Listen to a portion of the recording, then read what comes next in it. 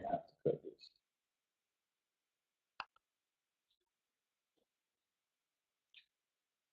okay, welcome everyone to the DIGIPRINT University, to the final session of the second season of the DIGIPRINT University. We started this season in the end of January, and over the course of 5 sessions, we have seen a lot of aspects of a wide format printer, usually based on our old Mimaki GV3 250SP. And today we're going to talk about bad prints. So you print something and it doesn't look as expected on your media. And there can be a lot of causes for this. So we are going over some background information, and then we're going to look at what you can do to find out what is causing the bad prints. Okay. So I have a small presentation. Well, small. I have a presentation. And we're going to start with that. So bad print troubleshooting, and the first thing that we're going to discuss is ink and conditions. Okay. These are involved as well, of course. These can be the cause of some of the problems. So we'll start with this, with the easiest part.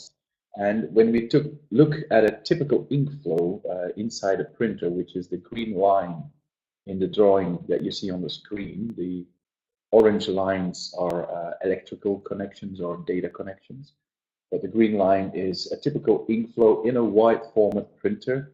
In a super wide format printer, you will have additional filters and secondary ink tanks, but basically it's the same. It's the flow from your ink reservoir or ink cartridge to the media. Okay, so you can see various parts there. You can see the ink cartridge, you can see the damper, the printhead, cap-top pumps, the green is an ink tube. So all of these parts, together with the parts of the electrical system, like the main board or the ink board, can be the cause why your printer is printing unexpected and badly. So let's start with the damper. Now, the function of a damper is quite clear, and it's actually twofold. It's going to collect ink and send that ink to the printhead in a controlled way. So it's actually feeding ink to the printhead.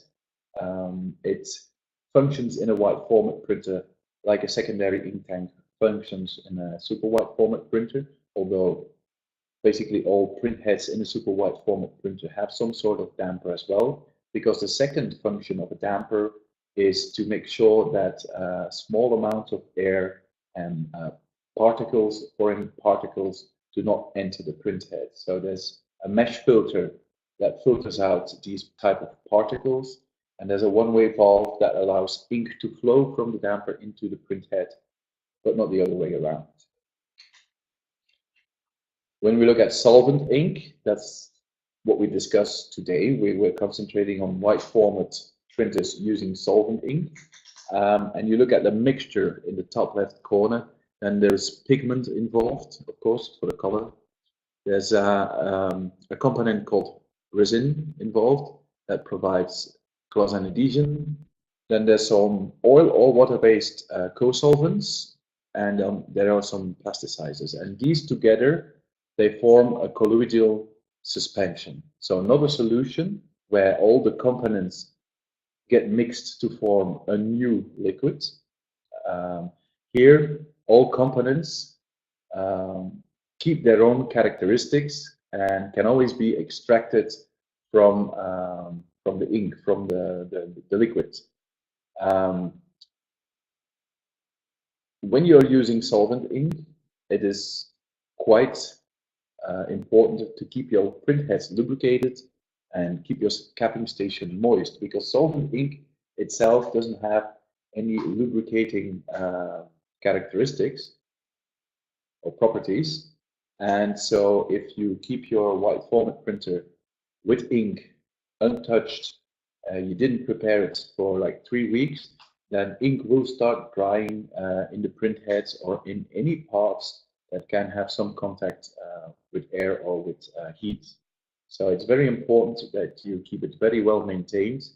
I'm not saying that a UV printer should not be maintained, but UV ink is different in that respect. UV ink has some lubricating properties and needs UV light to dry. And as long as no UV light comes in contact with UV ink, then the drying process, the curing process will not be started. Okay? So a little word on your printing conditions. When we look at the temperature and humidity are two things that we need to take control of. And the ideal temperature for a wide format printer printing with solvent ink is between 20 and 25 degrees, and the humidity between 30 and 40%, and degrees in Celsius. Let me quickly,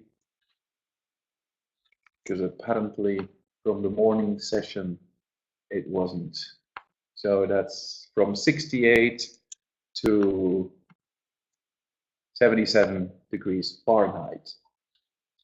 Okay, so if the temperature is outside that range, let's say it's winter and you don't have a heating system and basically where you're working is maybe 10 or 12 degrees, then the ink will become thicker and the viscosity will start to change.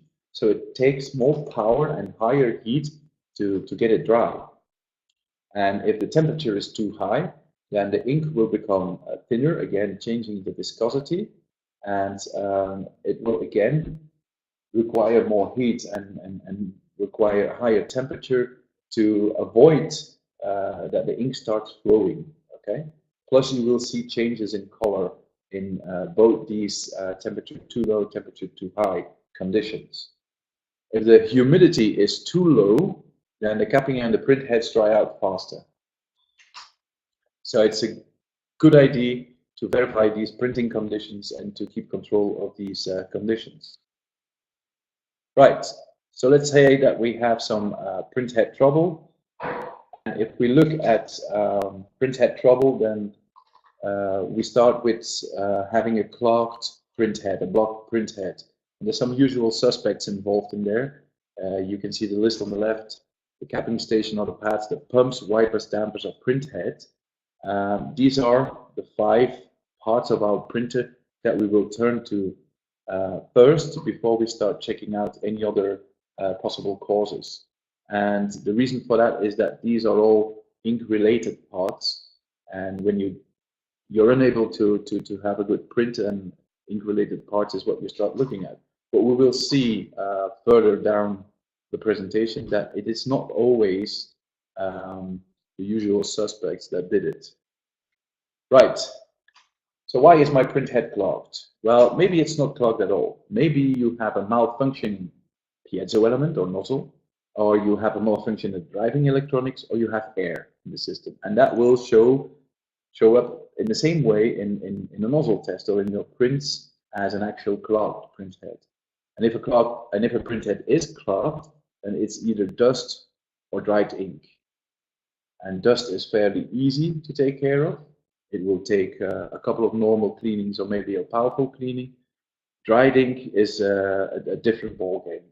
You will need some stronger tools to resolve an issue with dried ink, and it really depends where the dried ink is in your print head. If it's on the nozzle face, then a head cleaning tool, syringe with a tube and a damper that you connect to the print head can do the trick.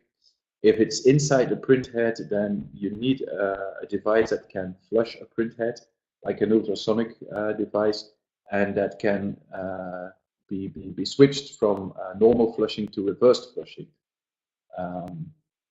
So, some observations, and that means if you have a bad print, what do you see? And in the majority of cases, having a bad print has to do with banding, okay? Either horizontal or vertical banding, whether it is a part of the image that is not printed. I'm not talking about, I've printed this image of a beautiful woman, but the skin colors are off completely. That's something different. That has to do with color management and has to do with your RIP software and has to do with the ink media heater combination. We're looking at, I'm printing my image, colors are great, but there's something wrong with it. And in horizontal banding, because when we talk about banding, the majority of it is horizontal, then if you have nozzles that are not functioning anymore or that are clogged, then that will show up in your print stripe pattern, horizontal stripe pattern. Also, if the print alignment is off, especially in printers that have more than one print head, then the result will also be horizontal banding. There can be something like dot gain banding or pass bleeding, and the explanation here in the presentation is that the solvent is not evaporating quickly enough, but we all know that if the solvent is not evaporating quickly enough, then the setting of your preheater and post-heater are wrong, or your printing conditions are not controlled. Okay, so and it shows up like bands that you print when you print from left to right and right to left. Your carriage is actually traveling from right to left and left to right. The passes printed start to like fade in each other, but with different dot gain. Okay, and it shows up as a wavy pattern of slightly darker lines. It can be a problem of media adjustment. So the simplest form is that the step is wrong. Full white lines is usually step too big. Full black lines is step too small. But of course, as soon as you have lines, really lines in your print, horizontal lines, and they're not completely white or black, then it isn't a step. The media might be skewing during printing, so it starts out nice, and then when it advances, it kind of gets skewed, so that will result in a type of banding as well. Your preheater is set too high, so that softens the media, and the ink comes onto the media while it's still soft.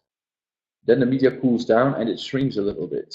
And that will also show up as usually as white horizontal lines, but they're not straight.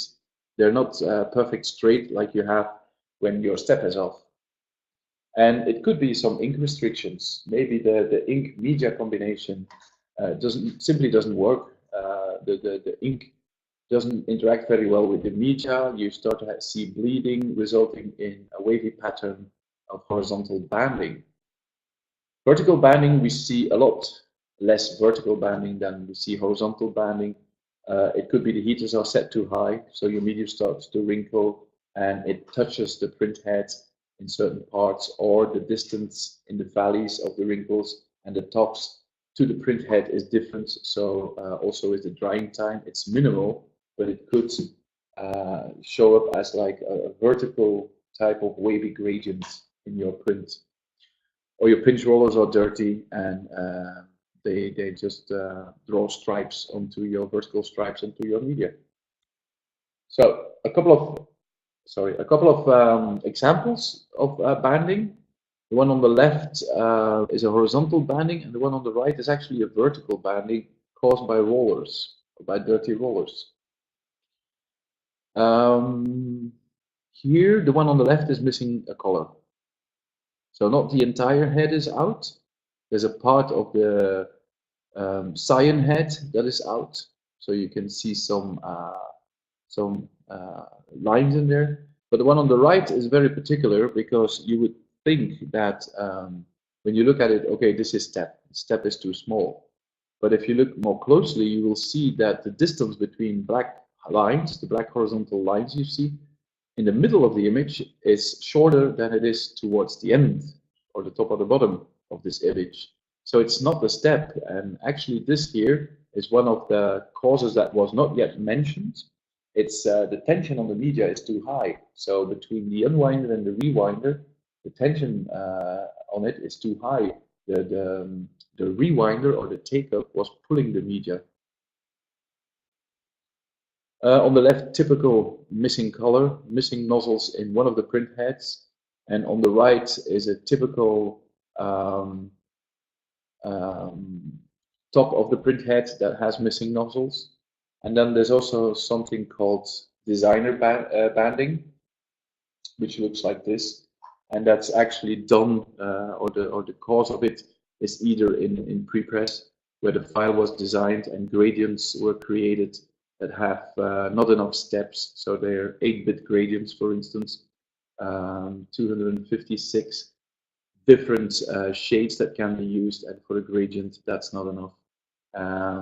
That can be resolved either by using 16-bit gradients in newer version of Photoshop, for instance, or by using some interweave pattern or a setting in your RIP that will create or that will use a dithering pattern to resolve these kind of issues. So it looks a bit like banding, but actually it's not banding at all. So you have missing nozzles. So let's have a look at a couple of these scenarios.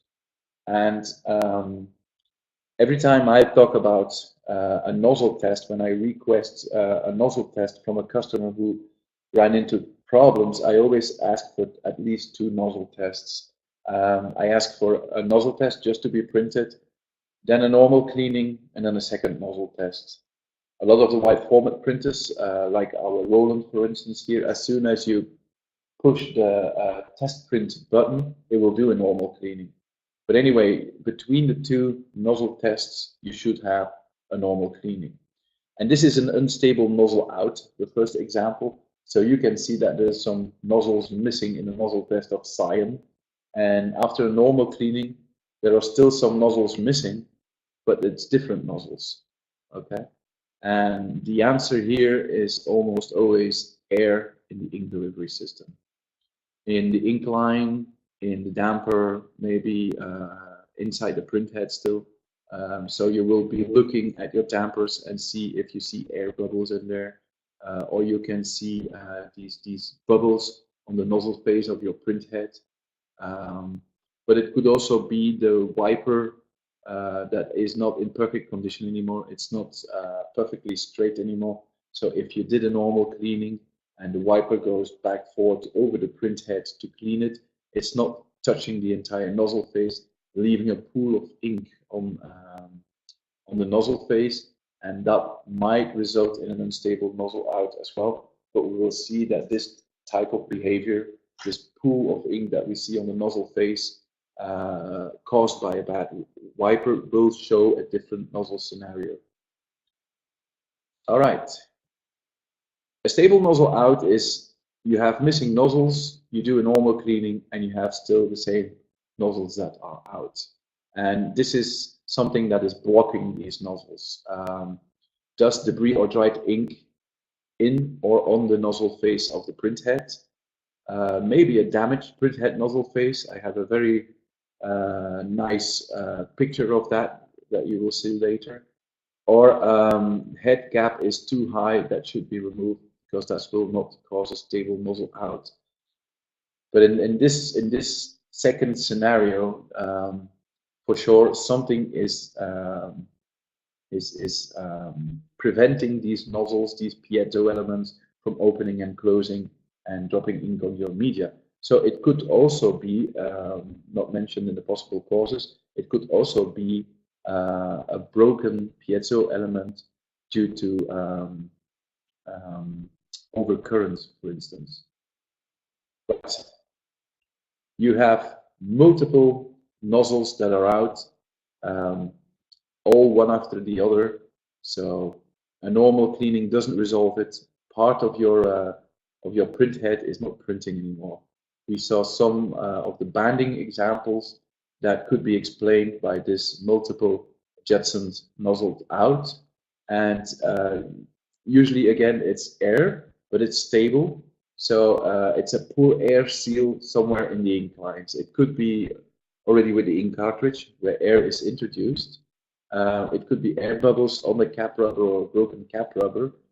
But most of the time, when you see something like this, it's actually an electrical problem. Okay, it's a bad data cable, a complete field of piezo elements that is out is not something that we see a lot, so not very likely. Unstable mixed color. So you print your nozzle test, and some of the colors, like in this case cyan, is mixed with magenta. So actually what you will see is not magenta lines in there, but you will see some sort of red. And you do normal cleaning, and it's still the same. There's still like a mixture of colors on the second nozzle test, but different nozzles show it now. And this is a typical case of ink mist on the printhead nozzle face, or a pool of ink on the nozzle face. And it means it's time to replace your wiper and to check the alignment of your capping station, because it could also mean that instead of having your nozzle face perfectly between the rubber edges of your cap top, that is actually the nozzle face is resting on the cap on the rubber, and the rubber is contaminating that nozzle row with ink that belongs to a different channel. Right, stable mixed color in the nozzle test, normal cleaning, mixed color in the nozzle test, in exactly the same place. So same story, the cap rubber, clean your capping station completely, make sure that it is perfectly aligned, and replace your wiper, and do a normal cleaning, do a couple of cleanings so that the wiper takes away the pool of ink on your nozzle face, and this problem will be gone. So stable mixed color, very easy to resolve. Nozzle deflection is a different story. Although in this case we're lucky, it's unstable. Well, not unstable, it's a nozzle deflection. So all nozzles are printing, but not in the place or the position where you would expect them. But after normal cleaning, everything is fine. And that's dust or debris attached to the printhead nozzle face, not in the printhead, but on the nozzle face. And the normal cleaning just blew it away. Head gap too high. The downsides of copy and paste, it doesn't belong there. And data cable is malfunctioning, but not constantly. Bad connection is in the possible causes, because I saw it once and never again. And the explanation is, if your carriage is traveling from left to right inside your printer, there's a lot of movement going on, and the speed can be quite high. And if you look inside a carriage, usually you will have your print heads very nicely secured into the carriage. Your dampers are sitting on top of your print heads, and these have a damper guard on it. So dampers don't move at all, but your cables do. They just go left, right all the time. And if the cable is inserted in the connector badly and not completely, it might be that it makes contact, no contact, makes contact, no contact. That will show up as a type of deflection, but it will be combined with complete fields of nozzles being out. A stable nozzle deflection, it looks bad, all nozzles are there, but they are deformed. The lines they are supposed to print are deformed, and a normal cleaning does not resolve the situation. That's dust or debris inside the printhead nozzle face, inside the channel behind the piezo elements. It could be a damaged printhead surface. Okay, so that is the end of the printhead life. Or it could be that the head gap is too high. In this case, it can be too high. If the head gap is so high that an ink drop is calibrated to travel a certain distance and then land on your media and form a dot, okay? So if that is too short, then the dot is not completely formed. If it is too long, then the dot will be formed and the tail will be behind it. So that head gap setting is quite accurate. And if the head gap is too high, then you could have a nozzle test that looks deflected. Okay. Majority of cases for this type of scenario is actually dust or debris inside the printhead nozzle face, and that's a tricky one because apparently by printing and by having ink flowing through your printhead, that dust or debris is not evacuated from your printhead. So it means it stays in that channel behind the piezo element, and it probably stays there because it's too big to be evacuated through the piezo element. And you cannot use a printhead cleaning tool to get it out. You can use the flushing function of a clean sonic, but in reverse. So it needs to come out the same way it went in. If you use it in normal flushing, then you might force a piezo element or might force this foreign particle through the piezo element, and in that process damage the piezo element. So it's always a good idea to, when you mount a printhead in a clean sonic, to first reverse flush it and see in the ink tube of your clean sonic device what is coming out. Right, an Eaton nozzle test. So the nozzles are printing, but not completely. And normal cleaning has no effect on this condition. So that's definitely an electrical issue, and you will replace parts involved in the order that they are listed over there. So first the data cable, then the headboard, and then the main board, and see if that resolves the issue. And then the last one is a complete blank nozzle test. The entire color doesn't print at all, and after normal cleaning, several normal cleanings, powerful cleaning, they still don't print. So that's definitely an electrical problem. It can be an ink delivery issue, in which the simplest explanation for an ink delivery issue would be the cartridge is out, but very likely not. Or it could be that your printhead is dead, and then I mean electrically. So every printhead has an electrical or an electronic, circuit onto the printhead, and that might be short-circuited and be fried and dead. So this is not good. A complete blank nozzle test is not a good story. And one of the techniques that you can use often, even in cases where you have only one printhead in your printer, like a DX5, let's say that you print a nozzle test and it looks good, but cyan is completely gone or cyan is half gone. To switch two dampers, the magenta and the cyan, and see whether that problem travels with the damper or stays with the printhead. And if it travels with the damper, so then it's another channel that is showing the problem. It's not cyan anymore, but it's the magenta. Then it means that it is before your printhead. Damper, ink lines, cartridge, seals, connectors between ink lines. And if it stays in the same position, it's still the same row physically then that is not printing, then it's your printhead. So switching ink lines to determine where the problem is situated. So this is a typical nozzle test. Looks good.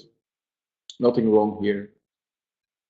This is a nozzle test. The top, I don't know if I checked here. No, the top one is the first nozzle test. Then a normal cleaning was done.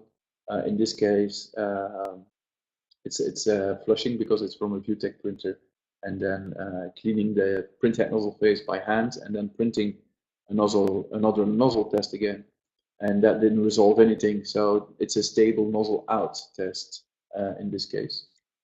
And then this is an unstable nozzle out and some mixture of color. You can see in the cyan, for instance, the top, there's actually two nozzle tests, but they're all printed very close together. But the top has some black mixed in there, and there's in the yellow one particular nozzle that is shooting a different color. So this was dust and debris on the printhead and a badly aligned capping station. And this is that nice picture from a microscope showing you how broken nozzles look. So one bar here, can I draw this? Yes, you can. So here, starting here, like this. So that's a piezo element that opens and closes to release ink. and you can clearly see here they are completely broken, and some of them are sticking out. So yeah, this one is for the trash can. Right. So air battles.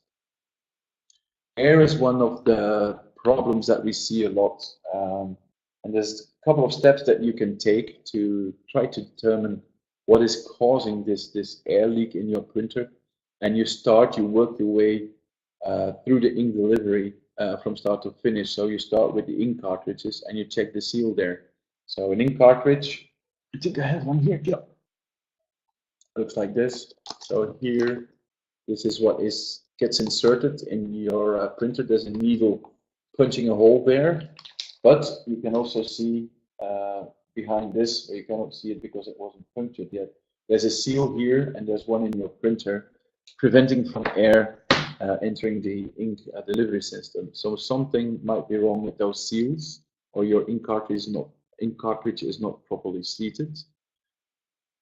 If that is okay, you can do some normal cleaning, see if that gets rid of the problem, and then you will start working your way, capping station, pumps, printhead, ink tubes, and dampers to see if these are still in good condition, if they don't show air bubbles in the damper or on the printhead nozzle face, stuff like that. So this is one of the techniques that you can apply if you want to get rid of air in the printhead or air in the ink tubes. It's a bit tricky, especially air in the printhead, because you actually use the damper to squeeze ink through the printhead, and that allows you to squeeze the round surface of the damper, the round surface meaning where the mesh filter is. And it's easy to damage your dampers, but if you're careful and a bit experienced, then it kind of works to get air out of the printhead in a fast way. Right. And then, as usual, a word on data cables. Every time we talk printheads, we talk data cables. If you order a printhead, order a set of data cables. I always said it, I said it again. So installation of data cables, it can go wrong quickly, and especially if you look at this slide where we have 4 examples of data cables in bad condition. The results can be anywhere from a nozzle is not printing because it doesn't get any commands or instructions to open the piezo element, all the way up to short circuit, frying your motherboard, or at least blowing the fuses, frying your printhead, etc., etc. So data cables, if you run into trouble and you go over the different scenarios, what could be causing the problem, it's always a good idea to check the data cables as well. Right, so that's it. Close this. In the previous session, we briefly looked at an ultrasonic device, and the video wasn't really that good. It was dark circumstances and stuff like that. So I made a different, or compiled a different video. It's a short video, so I suggest we have a look on that. Just a second.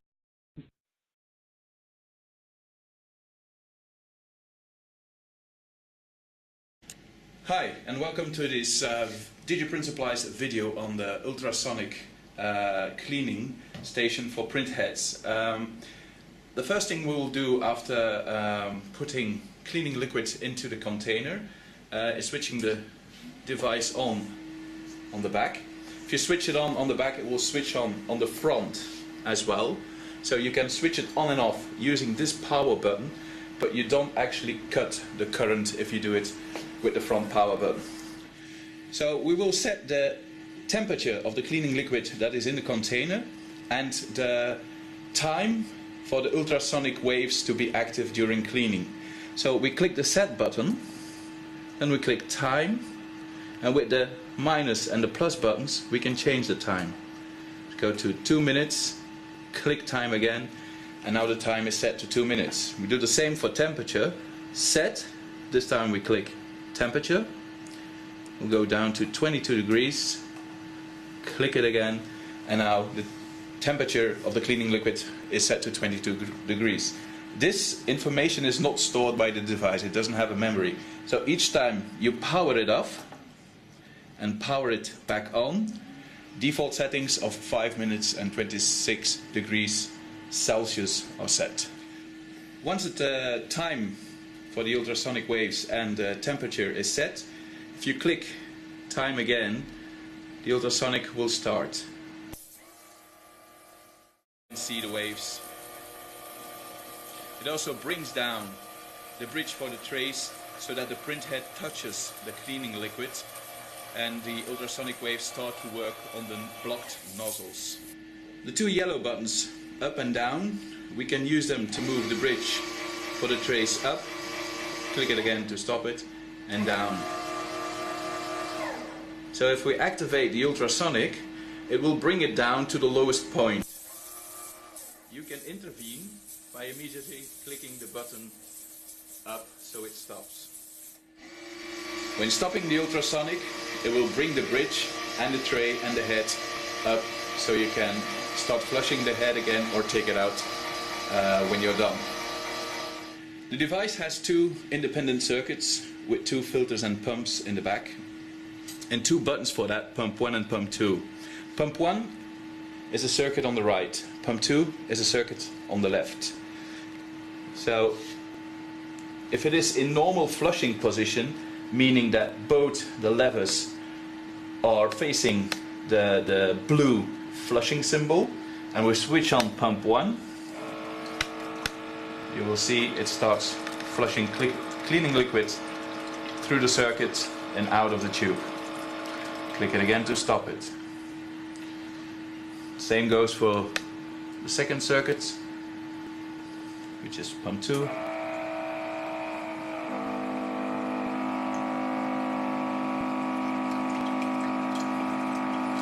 And stop it. So, if we want to reverse the circuit and use reverse flushing on a printhead, we need to switch both levers to the down position here and to the up position here. Of course, this time I will have to leave the tube into the container, because this tube, which was actually flushing when both of the levers are in flushing position, will now take up cleaning fluid and send it in the reverse order through the CleanSonic device. So you can see the water coming out here. Reverse flushing is something that is not advised, for instance, on Epson printheads. You can use it on any Spectra or Psycho printhead. I would avoid it on Epson and SAR printheads. This is the Epson DX5, and we're going to flush it into the CleanSonic ultrasonic cleaning device. The Epson DX5 has 8 channels, and we're going to clean 2 channels at the same time. There's a tube supplied for that, which we can connect on 2 channels at the same time. Usually the DX5 is using 4-color printers, so both channels are used for the same color anyhow. Put the tray on, and then put the head into it and connect the tube to start flushing.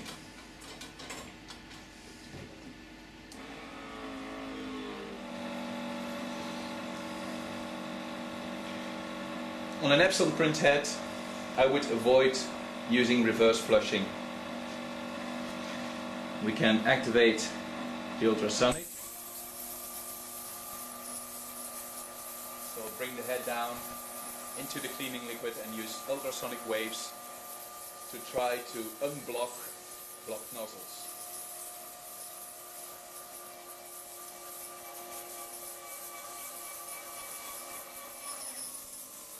So we're going to flush a SAR 128 printhead, and in order to do that we need a connection tube which is supplied. It's the one with the thin tube.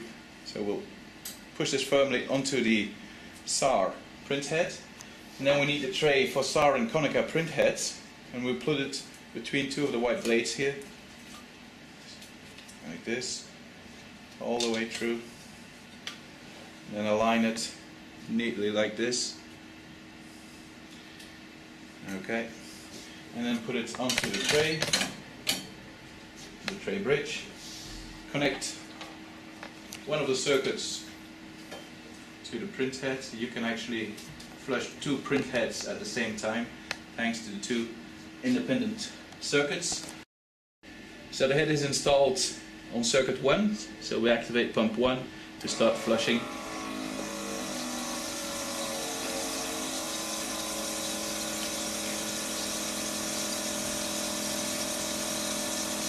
So stop flushing here, go to ultrasonic. So again, he'll bring the tray down, dip the head into the cleaning liquid and start cleaning it ultrasonically.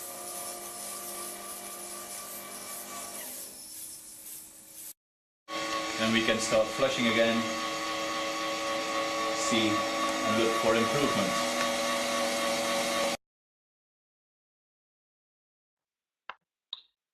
Now, isn't that the most annoying sound you ever heard? Ultrasonic waves. It actually interfered with the mic of the camera. Okay, I'll be opening chat for your questions. Here it is. And also mention that you can watch any session of this season again on our YouTube channel, together with webinars that we did in the past, starting in June 2013. And there's also a bunch of videos on our YouTube channel that you can find for spare part replacement on roll newton and Maggie printers, from printheads to scan motors, linear encoder, feed motors, just about anything you can think of. We are making videos about it. So, I see some people typing.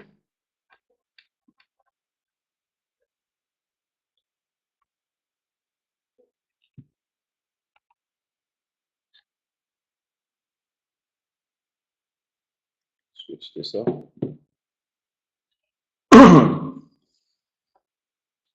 For people that are interested in following these webinars, there's also Spanish versions and Italian versions. The English versions are always on Thursday, and the Spanish-Italian versions on the Tuesday after that. So next week, Tuesday, 11 a.m. Central European Time, we have Italian, and 6 p.m. Central European Time, we have Spanish, Latin America sessions.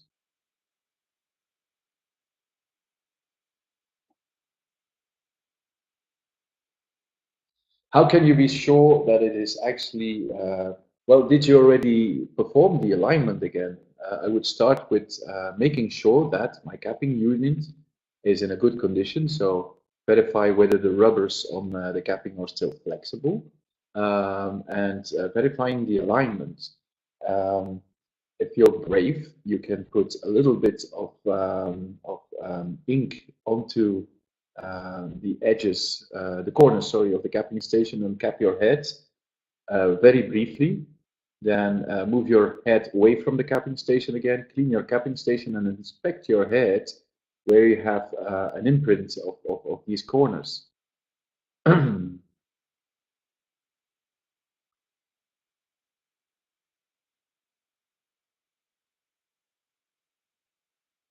That's a particular one with the Spectra Nova 256. Can I push and pull the fluid on the DX5? Yes, you can, but be very careful. These are fragile print heads. These are more consumables than actual spare parts, in my opinion. And the piezo elements, the quality of it is not the same as the Spectra Nova mentioned in the chat as well. So you need to be very careful. Reverse flushing, I'm not a fan. Ultrasonic waves on an Epson DX5, yes, but a very short cycle. So like 1 minute of ultrasonic on an Epson printhead is already the maximum. But you can flush it all right in Ultrasonic Device. If you want to flush it with a printhead cleaning tool, a DX5 or any Epson printhead, and you feel, you connect the damper to the print head and you have cleaning liquid in the syringe, and you feel a lot of resistance, then I wouldn't force it, and I would look at another way to clean it. The Spectra Nova. So it's fuzzy. It prints well after ultrasonic cleaning, and then 2 days back to fuzziness. I have to think about that. Yep, Karen, that's the dampers.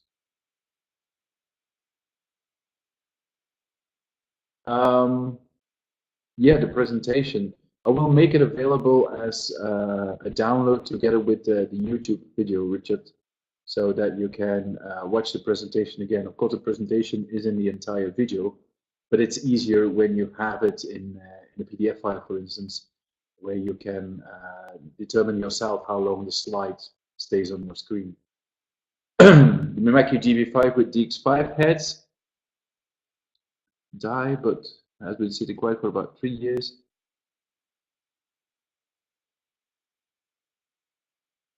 Yeah, but it's dispersed dye inks. I think you have a pretty good chance, Mark. If you look at our GV3 sorry, 250SP here, that has solvent inks and that has been printed also for several years. We did manage to get 3 out of the 4 heads open using ultrasonic. We had no problem with the ink lines. We had to replace the dampers, the cap tops, that is true. And we had to replace 1 print head, and the other 3 that we did manage to bring back to life using ultrasonic, they still need some tender love and care because they are not printing perfectly well, to be honest. Karen, what printer do you have? A Versacam. I have to check. I don't know by heart how you align the capping unit, but I would I would suggest that you use our excellent help desk. So if you go to DIGIPRINT-supplies, digiprint-supplies.com, and you click on help desk, then you can open a ticket and people will look into it and tell you how you can check the alignment and do the alignment.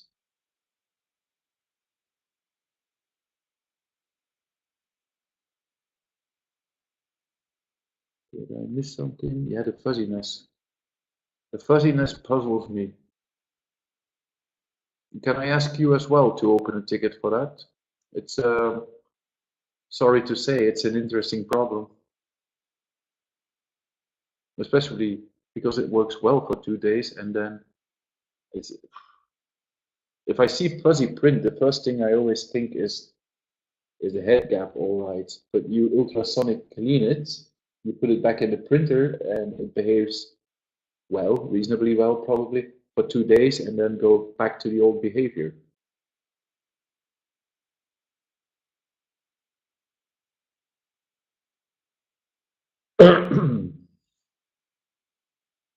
But if you replace the ink supply lines from the cartridge to the dampers, no. I would not put a pre-fill solution in the ink lines. I would fill it with ink. I see no reason why you would use a pre-fill solution.